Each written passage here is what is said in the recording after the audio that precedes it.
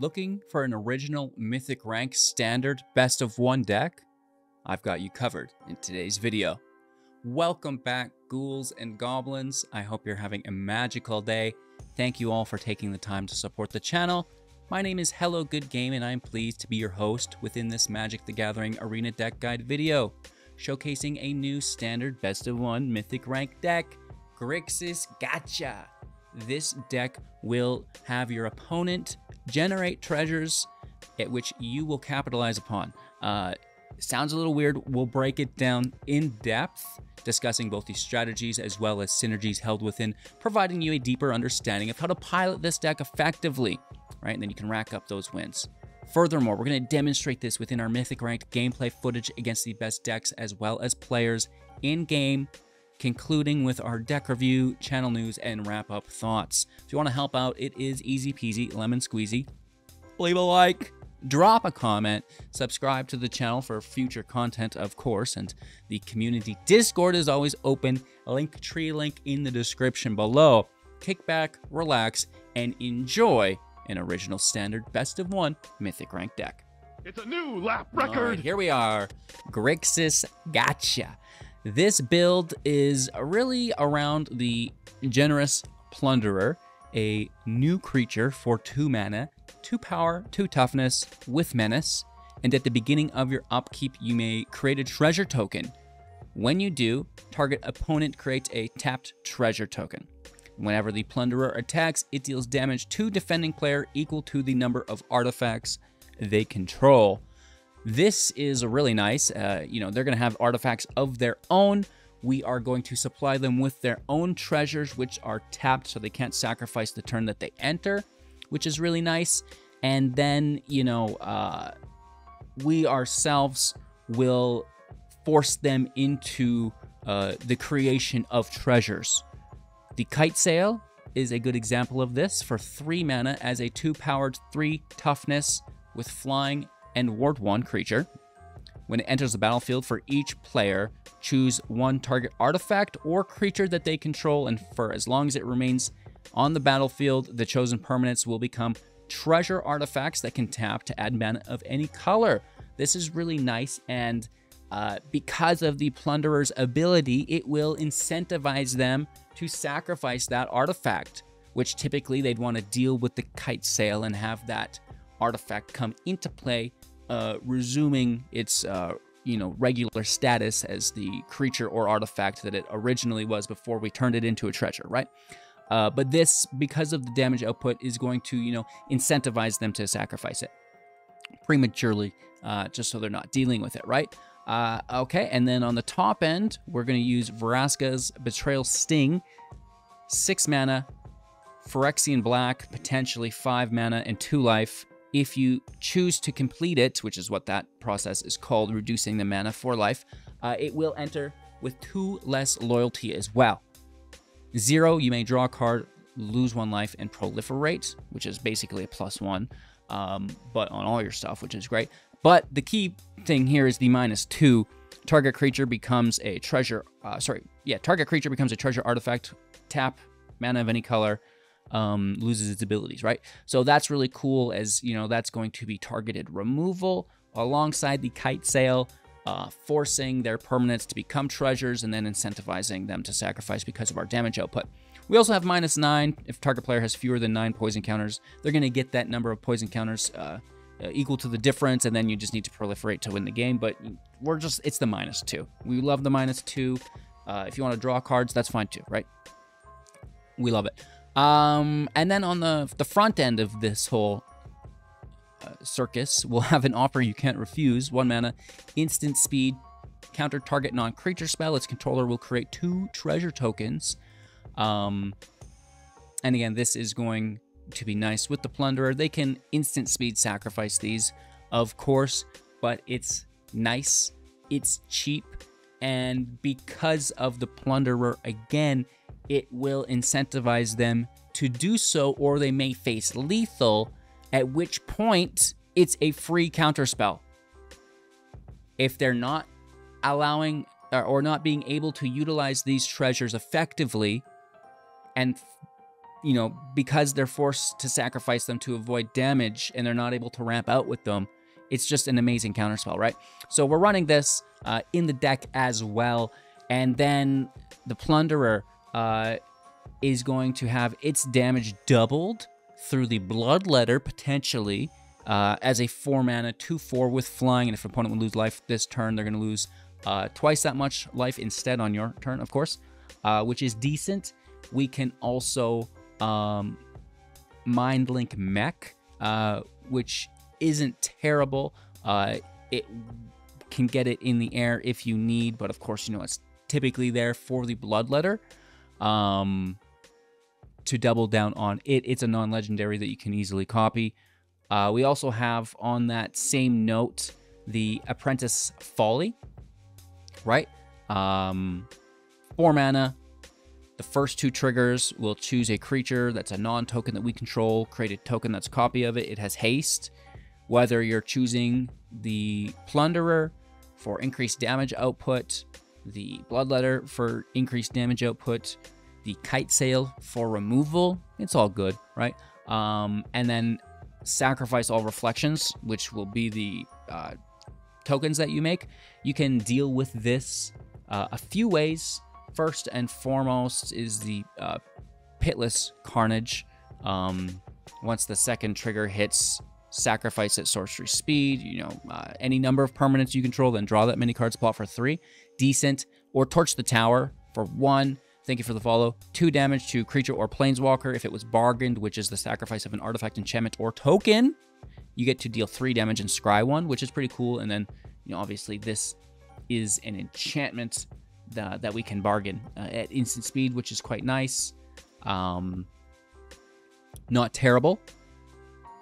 Then we have Molten Duplication, which can copy, again, the Plunderer, the Kitesail, the Bloodletter, with good results, right? Increasing our damage output, opening up our attack lanes, which is typically, you know, similar. Very, very nice. We like that, as well as 3 steps ahead, acting as a backup counter spell later on, right? Because it's a little bit more expensive. But we can also create a token of a copy of creature that we control, which that's what we're doing. You guys already know this, right? So the Bloodletter, the Plunderer, the Kitesail are primary targets here. And of course, the draw and discard is okay as well. If you have the mana to accompany Torch the Tower as our removal, we'll have 3 copies of Bitter Triumph, instant speed for 2 as an additional casting cost. Discard a card or pay 3 life to destroy creature or planeswalker, which is really good, right? So good removal. We've got a really powerful draw to utilize late game. We have more interaction through the counter spell, additional draw, as well as deck synergy within that copy. 3 steps ahead, again, additional interaction / protection with an offer you can't refuse, tying into the deck synergy. Really, really nice. And then that Molten Duplication, as well as the Apprentice Folly, helping us out. The Mindlink Mech, I guess, falls under that category as well. Tiny Bones, the only card we've not talked about here. I'm sure you know it by now. A 1-mana 1/1 with Death Touch, quasi-removal, that can generate card advantage, because when it deals combat damage to a player, you may cast a target non-land permanent card from that player's graveyard and spend mana as though it were any type to cast that spell, which is phenomenal, right? So, you know, we're casting their spells instead of our own, keeping them in hand for later. It's always good. So, Generous Plunderer, Bloodletter is the main thing here, right? This is going to deal the damage. This is going to double the damage.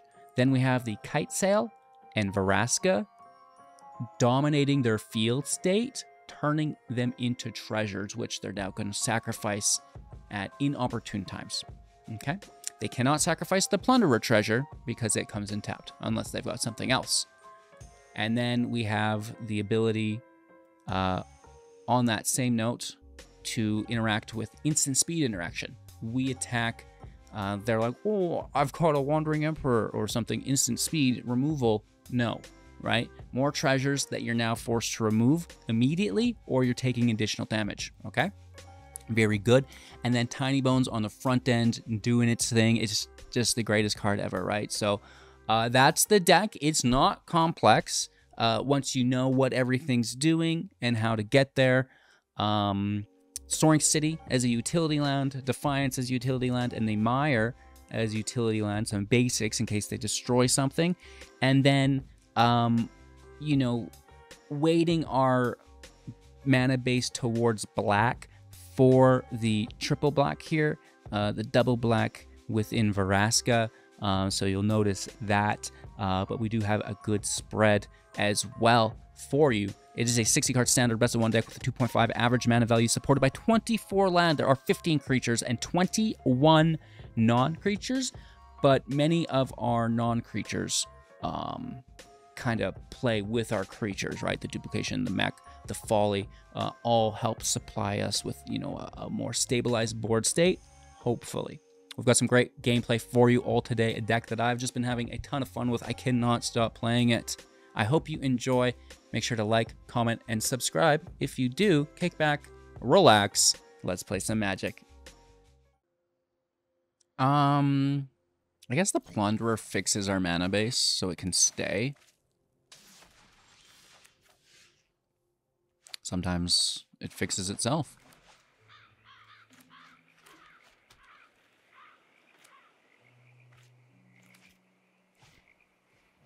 Okay, okay.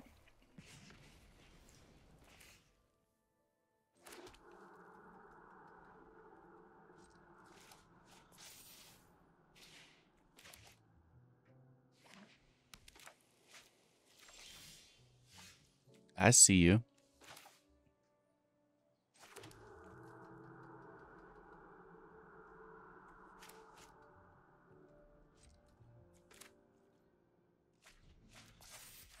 I mean, you know, I'm in no hurry. I understand they most likely just have indestructible, but let's see.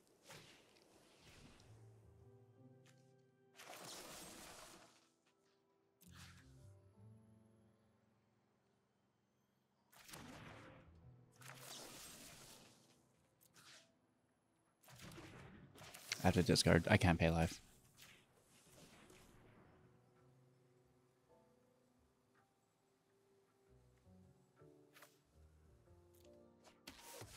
Okay, nice. No draw.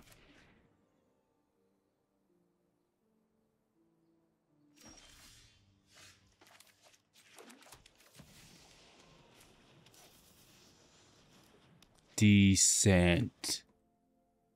Okay. We're playing Magic now. I don't even care, homie. This is beautiful. Yes. Yes. And we have removal. Yes. They like that. I do too. A couple points of damage. Couple points of damage.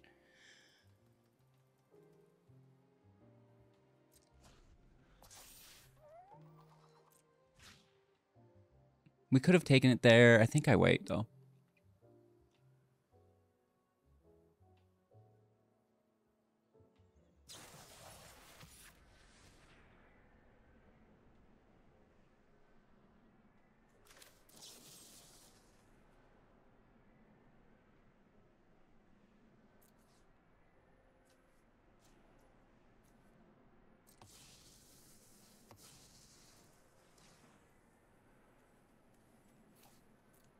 Just because I can't confirm it.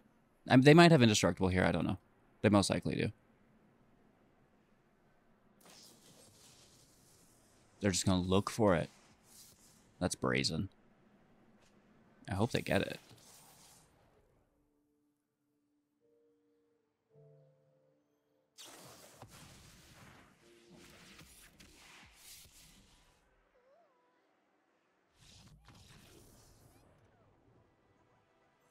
Peace. Going first, not a bad hand. We just need a few more lands of Black Orjan. Tiny Bones is a go. Plunderer is going. I think that should fix our mana base a bit. Oh, this is annoying though. I block.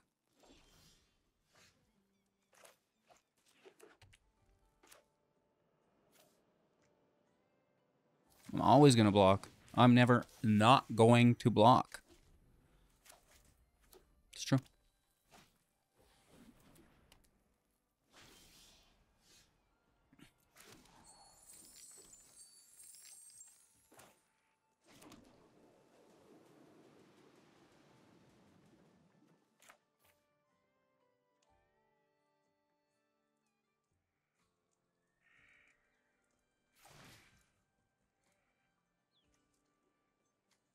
No, we need this for a black source.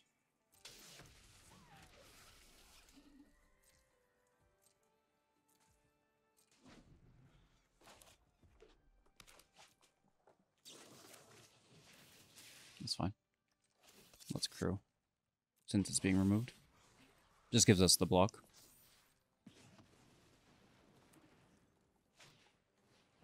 Okay. Have they played a land? Yes. So just the treasure. Which gets sacrificed here. It's good. It's fine. It's not great. But it's okay,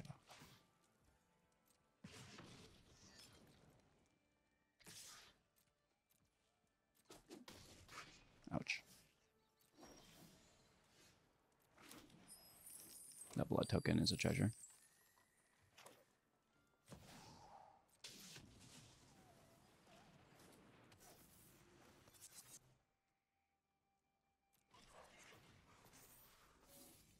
Bye, Felicia.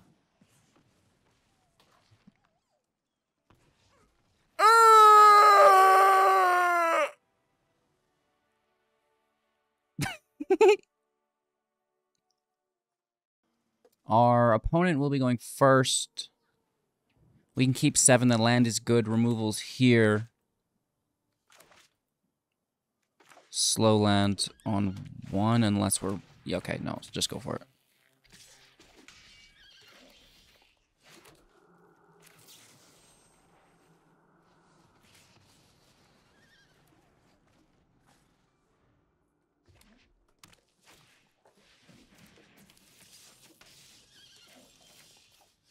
Really? Shuffler's fine. Don't ask questions. That's pretty good, eh?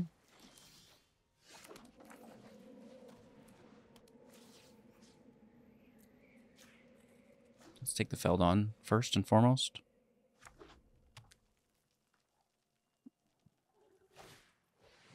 Slick shot active.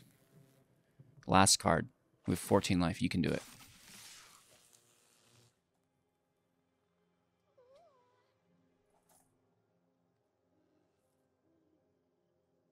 No block, take the damage. They're going to power it up. They can't resist doing it. Really? They can't. Interesting. Truly laid back of you.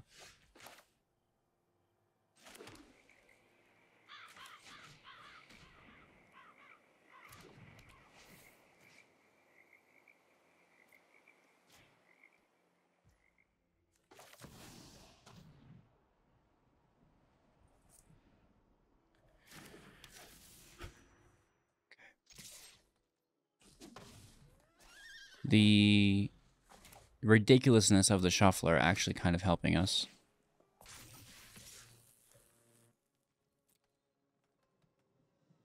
They're going for it. Double strike. And then they're going to play the creature. 5/4. Whoa. Nice. That's really good, right?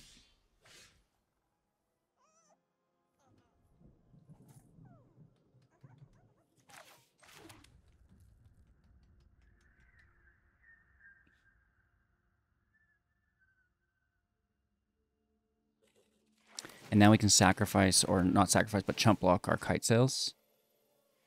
Because they have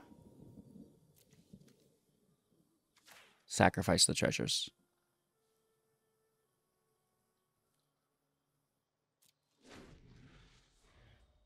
I hope they get 5 damage, because it was a really early good game.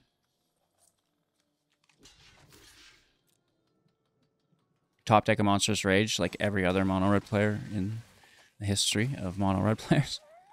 No? Huh.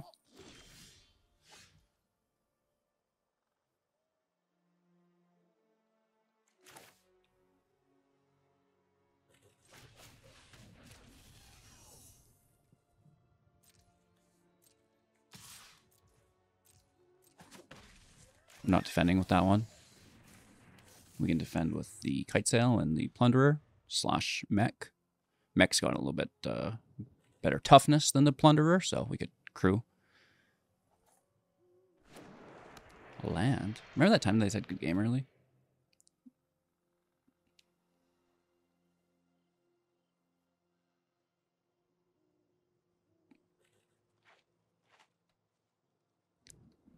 Should I say good game and then laugh a little bit maybe? Have a good little chuckle? Or did they know that we... Well, no, then they would have scooped up, right? Then we wouldn't still be here. I think that they thought they were going to win.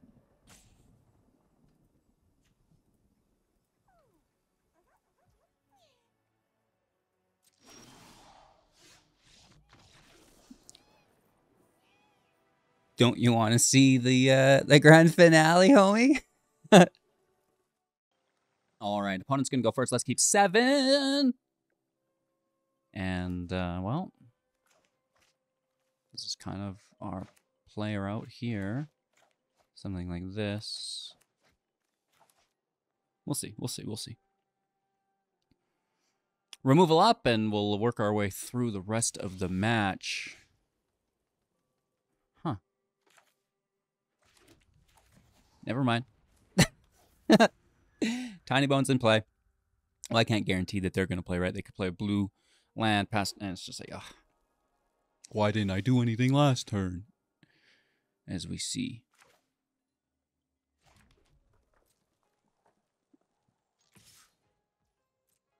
Control decks are pretty brutal, but it is what it is.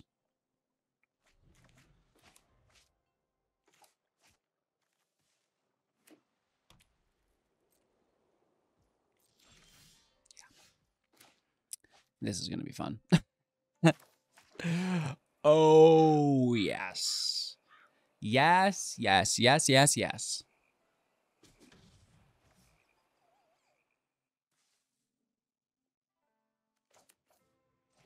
I will indeed. And I'm actually going to take my own Tiny Bones.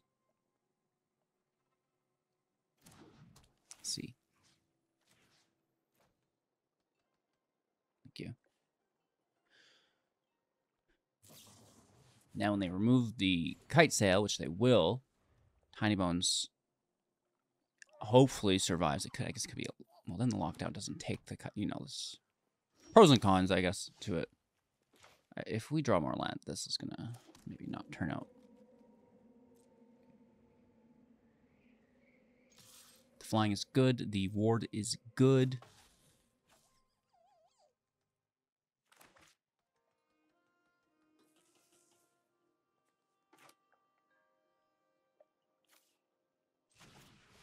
I'm gonna continue the chain.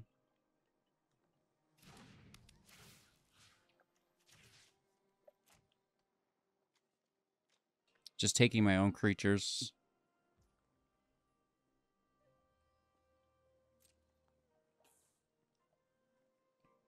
Making the removal hopefully harder. Maybe, did they retain their mana value? They do. Good. Good, good, good, good. You know, we're out of reach from Depopulate, Sunfall. Things like this. I mean, okay. I have a replacement. It's fine. It's actually the correct land, of course, as a well-built deck will be. We do need the black lands, typically, for the Bloodletter, right? Man, control matches are so painful. Even when you're winning, you're losing, you know, like...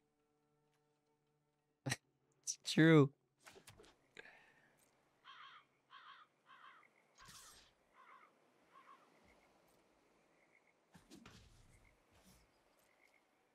Doing all we can. I mean, A really hard matchup for us, in all honesty. They've gained so much life too, right?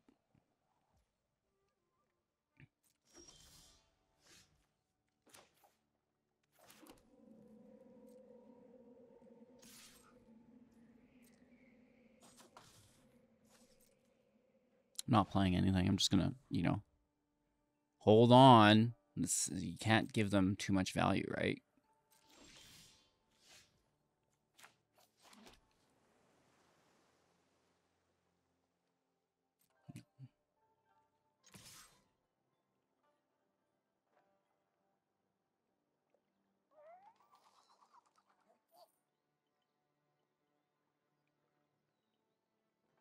Eventually, they won't be able to take it any longer.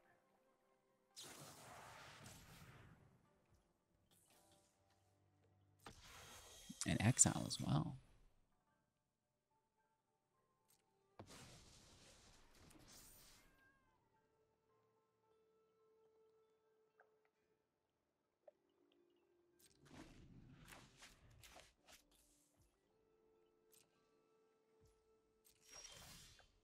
Ooh, ooh, ooh, ooh, ooh, ooh.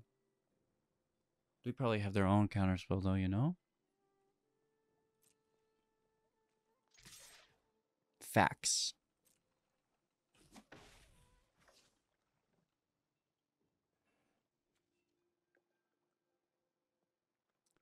Three, 6. I don't want to sack that, really. I'll just hold on. They can draw.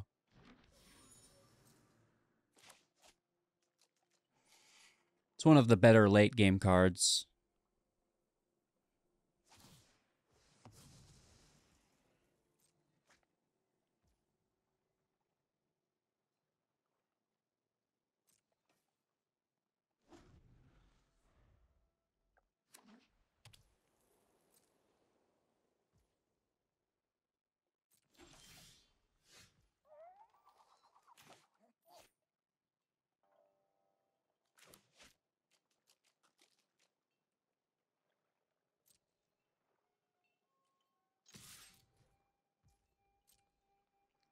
They have too much.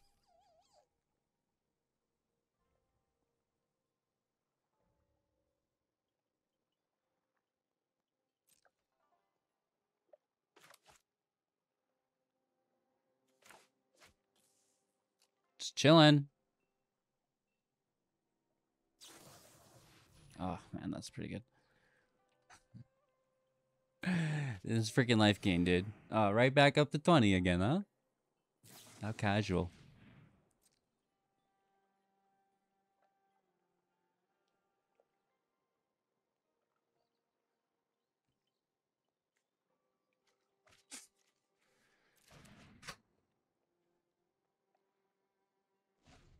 You sound like a horse, dude.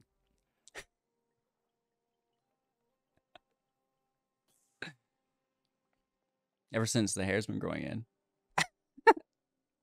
It came with my mane.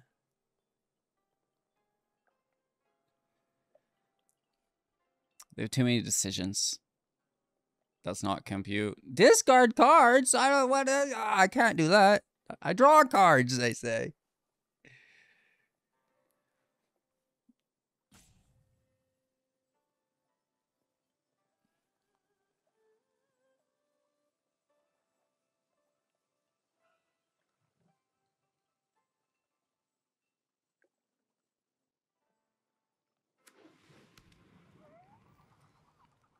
No, they don't. Playland.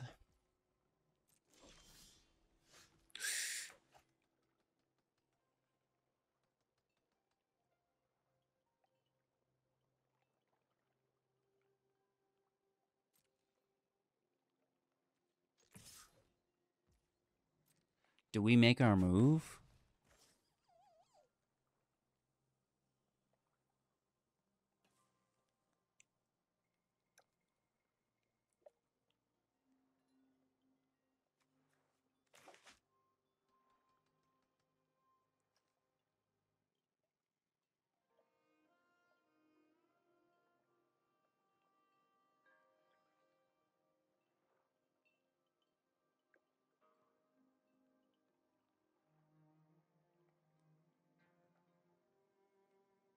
Or wait. I think we wait.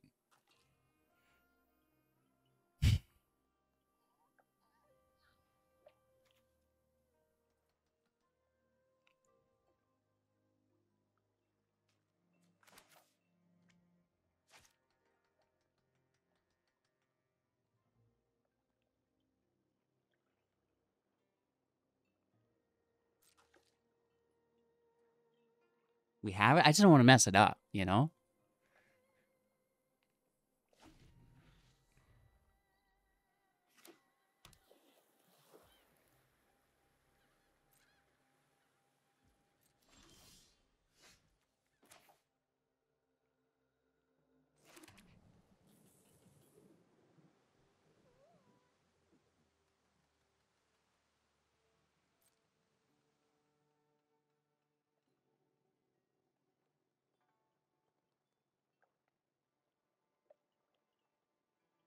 Wait for it.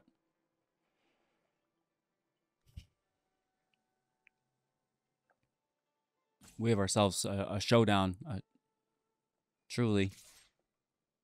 Or standoff. I guess both, kind of.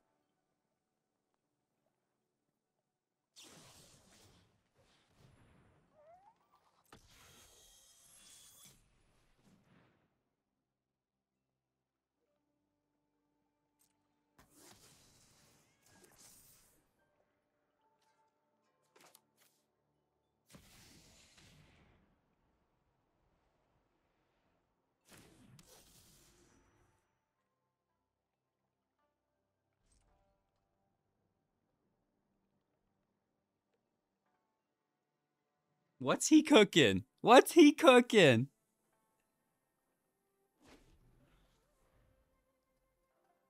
We know we're into so much, like...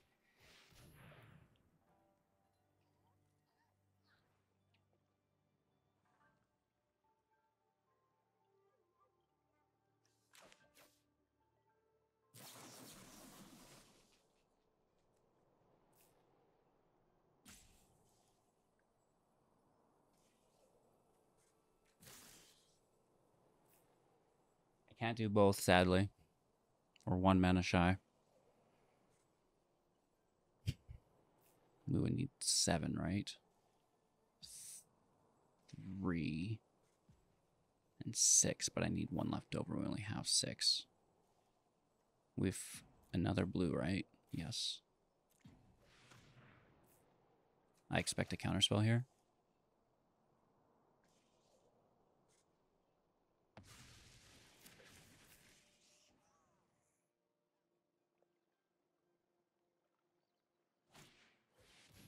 Fuck. This gives them more mana, and this is these counterspells are supposed to be on their turn, so this is not good.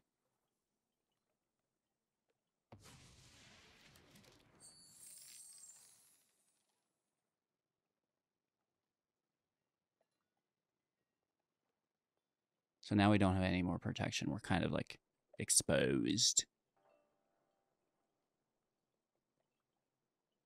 But, you know, you gotta get after it eventually, right? Try your best. What's up with the timer? Did I disconnect? I don't think so.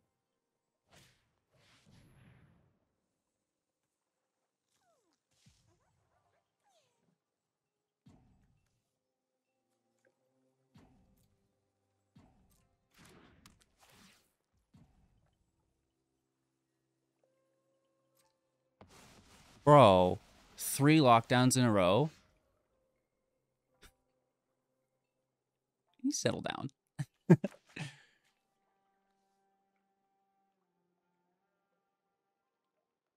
There's no permanent cards for us to take.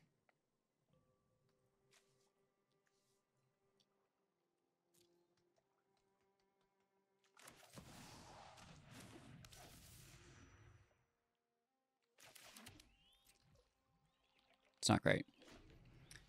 How do you plan for that, right? We tried our best. That was crazy.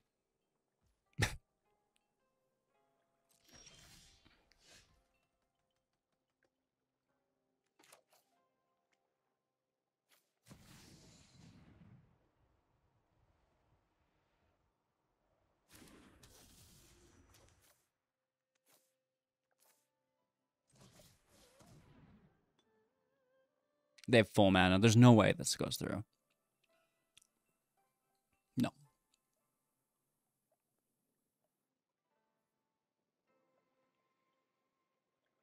Five in hand still. All the mana in the world. Let's just play it out. If anything, they just also remove the Plunderer. They don't have any other treasures in place. We're not really getting anywhere.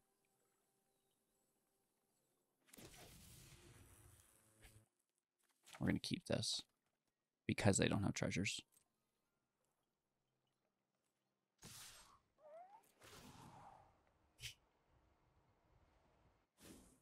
Watch them have a 4th lockdown. That would be cool.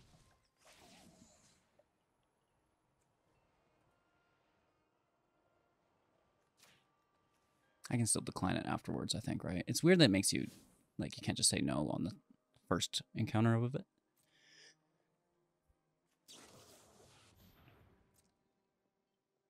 Memory Deluge is a good card.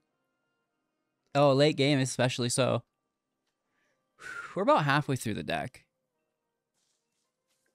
It gives you maybe an understanding of how to at least play against a control deck, right? You kind of want to hold off and get after it if you can. Maybe we were premature on it. The triple lockdown, though, like, you know, I was expecting maybe a counter spell or something, and we would get to keep, you know, a bit of our field state. But the fact that they did actually get the whole board state in the end, and will do so again here, is, you know, just about the saddest thing I've ever encountered. Okay. It's your 4th board wipe of the game. Really cool. It's like, don't worry, I have more. I know you do. I'll turn their incubate to a treasure.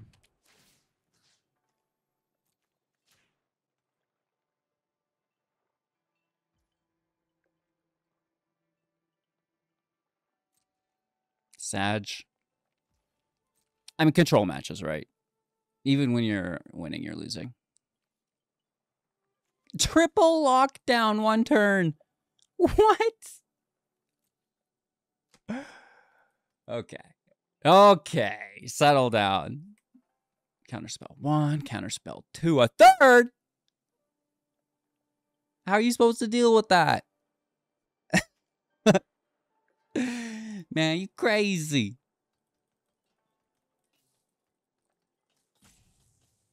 Don't worry, they still have a 4th, and they probably also have at least 2 more Sunfalls, probably 3, though.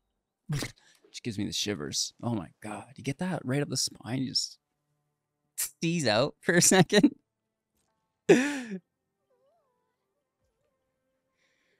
Oh, land. Thanks. How generous.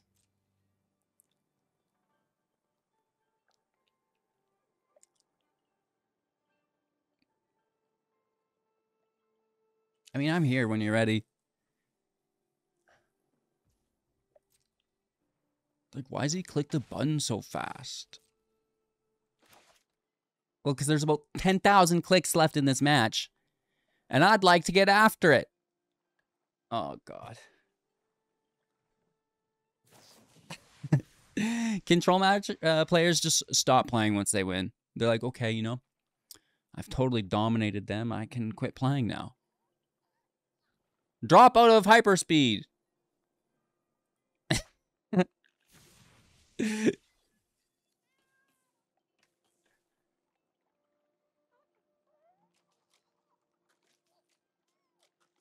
This is some sublight travel here. Like, what are we doing? It's still my end step. Don't do this to people, please. Don't do this to people. It's so bad. Like, why is it that you can play the game at a normal speed for the first 20 minutes, but then all of a sudden you're like, you know what? I think every interaction is going to take about 45 seconds. I don't want to play anymore. It's like, well, why are you playing in the first place? You know, it's a crazy phenomenon, but it is ever present. No disrespect, just an observation, you know? It's not just you, like, it's control players as a, you know, a normality. Bop-a-da-boop. See how fast I can do that? And we wait. And then... And then... And then... Ooh. They're gonna have counter magic, though. There's no way this gets through, bro. This is a sorcery? Yeah.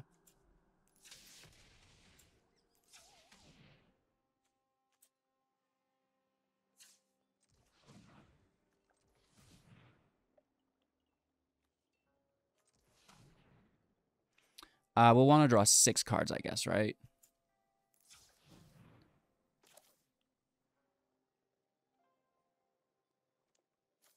Leave a couple land.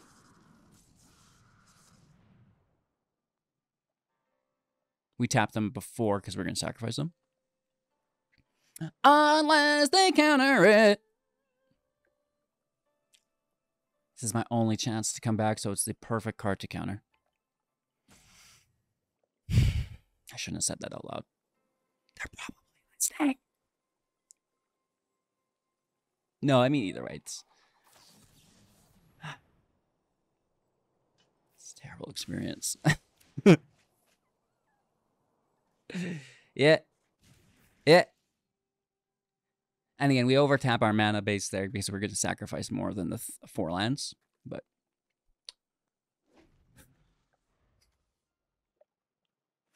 nope.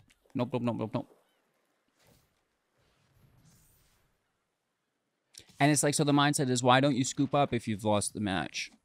But it's like, that only ingrains that in all of these individuals, you know, mindset that it's okay. They're like, oh, you know, get advantage and quit playing. Just totally zone out and play on my phone for the next 25 minutes, you know? Just finish the game of Magic. Specifically if you're so good at it, you know?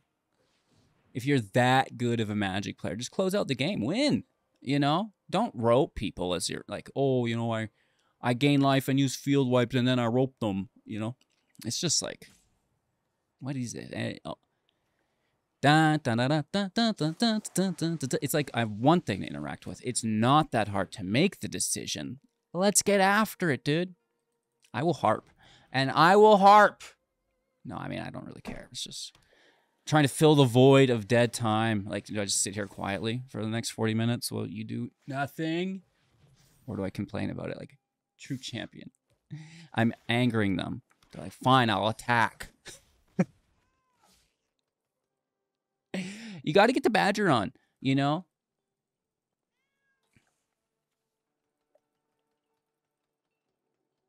Oh, we're back to the rope. Okay, so, you know, if they top deck a single spell, how many counter spells will I need to hold up?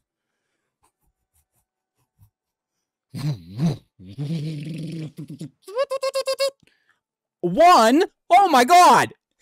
Dang, bro. You need to hold up 1 counter spell. So how many mana will you need for that? 3 mana you can hold up.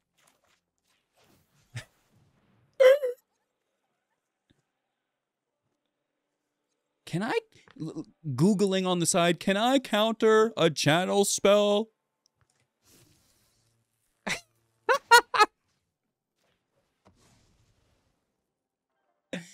No, I guess I'll just have to remove the permanents.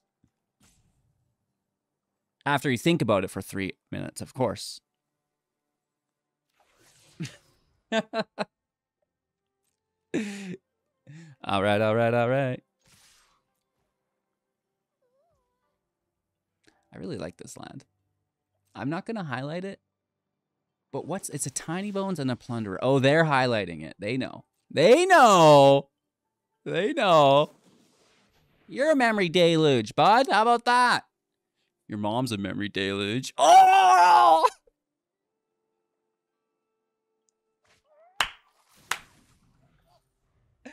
And that's what life becomes. Just a spiral into madness. You know? Deteriorate back into my 14-year-old self. Is that what you want, Bernard?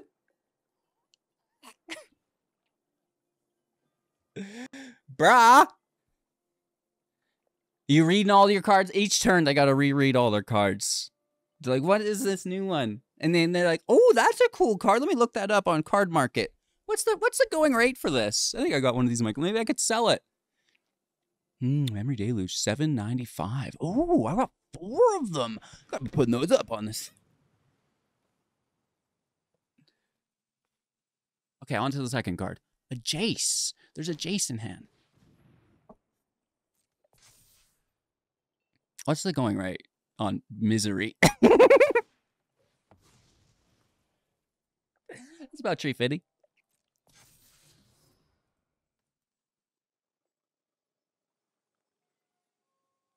And then...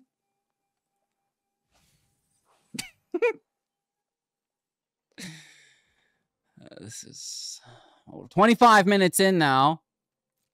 I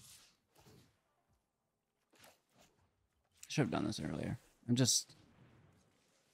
I should have bounced the lockdown, but you know they're immediately going to deal with it, and it doesn't do enough. So I'm just going to prolong the match.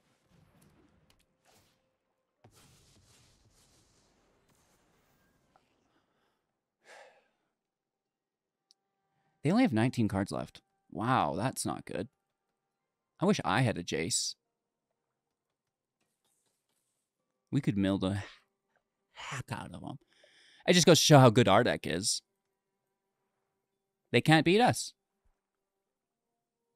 No, they probably will, but it took them almost every card in their deck.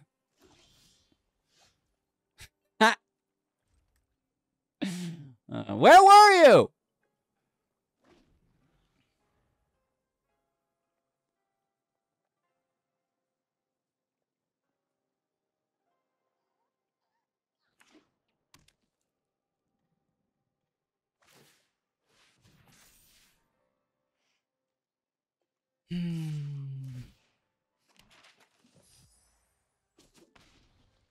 It's okay. It's a control deck. I just like to... well, it's not the deck that I don't like.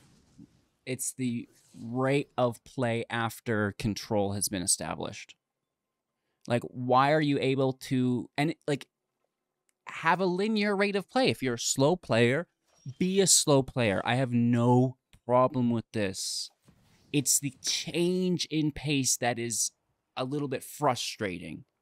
It's like you're willing to play the game and then not.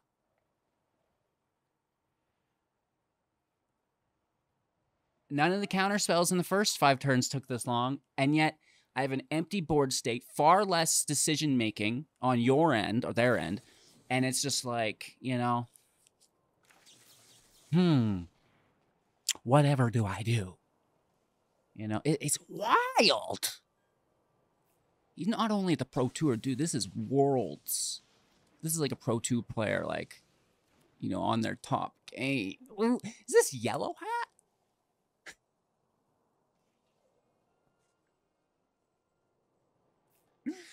Oh. Simon Nielsen, is that you? That's why he's too busy dancing over there.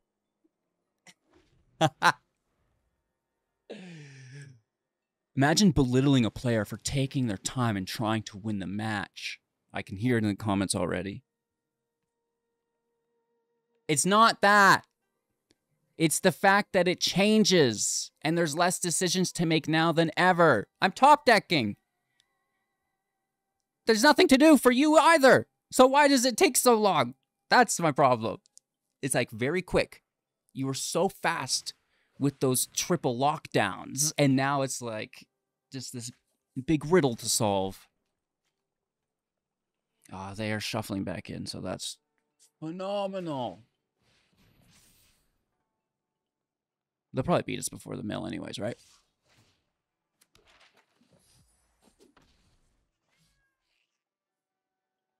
And then So now if this was me, I would just be auto-passing.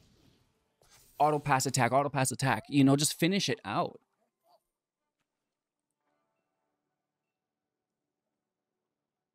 But no, we're going to, like...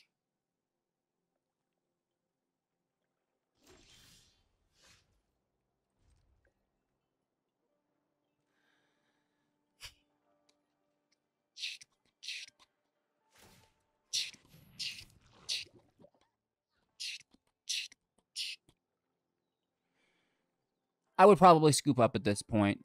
Typically, I would accept a loss. Except for, it's about making a point now. Still waiting. It's been the end of my turn. I've auto-passed for, oh, I don't know, 25 seconds. At least.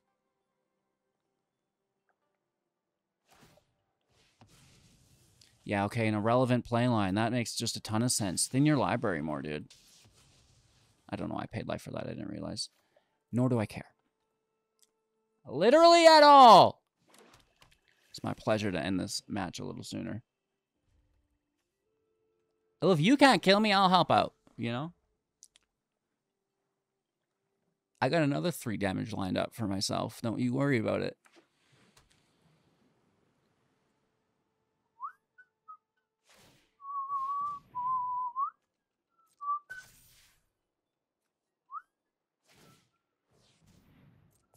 It's like they're unable to have something lit up. Like, oh, that's an option. I better do it.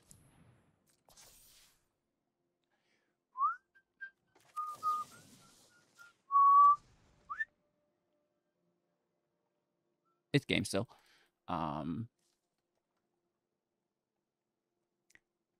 Like, add to 5. Or you do you. It casts more spells. I know. You're like, I got more stuff to do, Billy. Good game, dude. I'm just curious what took so long. There's some pretty long turns there. No, I lean into it for entertainment purposes, of course. But it is something I've noticed, right? They're like very quick, respectable to begin the match. And then once control has been established, they've stabilized. It's just they start like reading New York Times articles on the side or something. And, you know, I'm just here to beg all of our control players to maybe, you know, if you're a slow player, it's okay. That's not what this is about. But have your play speed be linear throughout your whole 30-minute match. Thank you. I appreciate it. Mokely dokely. You know, you could definitely incorporate the one-hit wonder combo into it. I don't like it though. What is it? Rush the Dead? Yeah, I mean, that's going to be on you, brother. Not my style. I think it is very much a win more card. I get that it's effective. For me, it's about playing something that's new, right? And that's Molten Duplication with the Plunderer. You know, we're copying and then doubling down. This is its own thing with the Bloodletter. Yeah, you know, maybe put a copy in if you want. I'm sure it does make the deck better, but it's just like, I'm here to showcase original synergies. You know, this is why I'm mentioning it. It's definitely something that could go in the deck, I think, but again, just not my style. So check it out. Rush the Dead, you know, double damage, lose half their life, round it up, and if you double it, you're good to go. But again, you know, it already deals so much damage itself that, like, how much damage are you needing to do? Like, I get it if they're like a life gain deck and, you know, and we did see a deck, you know, today gain a lot of life. So it's, again, worth mentioning. But typically, if they're just like 20 life, you're going to melt through it anyways. Like, there's no need to be dealing so much damage because I think, you know, it may be better off. And that's also, you know, maybe a redeeming quality here is it's got the versatility through those other casting modes. I guess at the... it just seems too easy. I like to take the hard way. Cut down, you know, food for thought. I settled on Torch the Tower because it can remove the Folly. But again, you know, you could maybe mix and match. The Gear Drake and the Novelist kind of go together, but at the end of the day, there's just no room. And I don't know if it is... like, so it's not terrible because we're using the Folly and it's a sacrifice trigger, right? And then you're sacrificing Reflections, which would be artifacts. So, you know, there is some synergy here, but it's like maybe in a free-to-play deck, dude.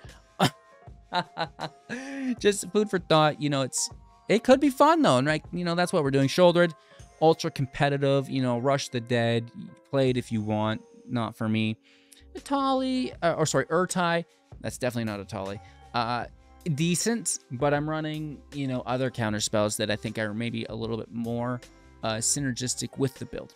Okay, I like the damage ability through the tokens. They themselves are artifacts, which is pretty interesting as well.